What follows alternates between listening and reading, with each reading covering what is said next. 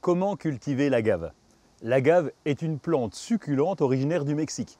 Il en existe de très nombreuses variétés, des plus petites, de 15 cm de haut, jusqu'aux plus grandes, à 3 mètres de haut. Ces feuilles peuvent être bleutées, avec différentes nuances de vert, ou même panachées, du jaune au vert, voire du blanc au vert. Les feuilles des agaves ont la particularité d'avoir des épines en crochet et un aiguillon terminal particulièrement dangereux qu'il est préférable de couper pour éviter de se piquer. C'est une plante majestueuse et très décorative. D'ailleurs, en grec, agavos veut dire admirable. On aime son côté graphique.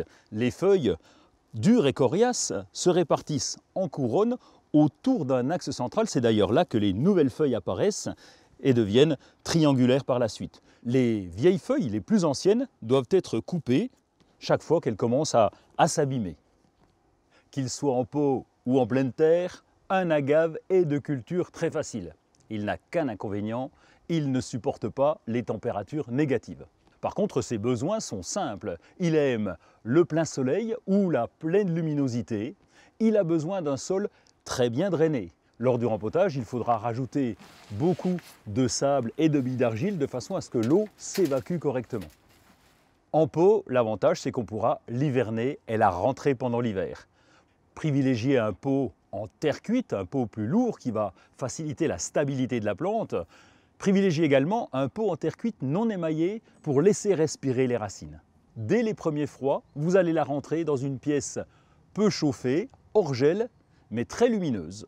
Vous pourrez la sortir ensuite à partir du mois d'avril ou du mois de mai en fonction des températures extérieures. Sortez-la progressivement, d'abord à l'ombre et puis au soleil. En pleine terre, elle est réservée uniquement au sud de la France. Pour la planter, vous pouvez l'installer sur une butte de façon à ce que l'eau puisse s'évacuer facilement et il faudra la protéger pendant les pluies d'automne pour éviter un excès d'eau. Les distances de plantation sont très variables, de 40 cm pour les plus petites à 3 mètres pour les plus grandes puisqu'elles peuvent avoir un diamètre très conséquent. Pour l'arrosage, le principe est assez simple. Du mois d'avril, lorsque vous la sortez jusqu'au mois de septembre-octobre, avant de la rentrée, vous arroserez environ toutes les semaines ou tous les 15 jours, laissez sécher la terre entre deux arrosages. Soyez prudent toutefois puisque une plante en pot est dépendante de son jardinier. N'oubliez pas l'arrosage en plein été.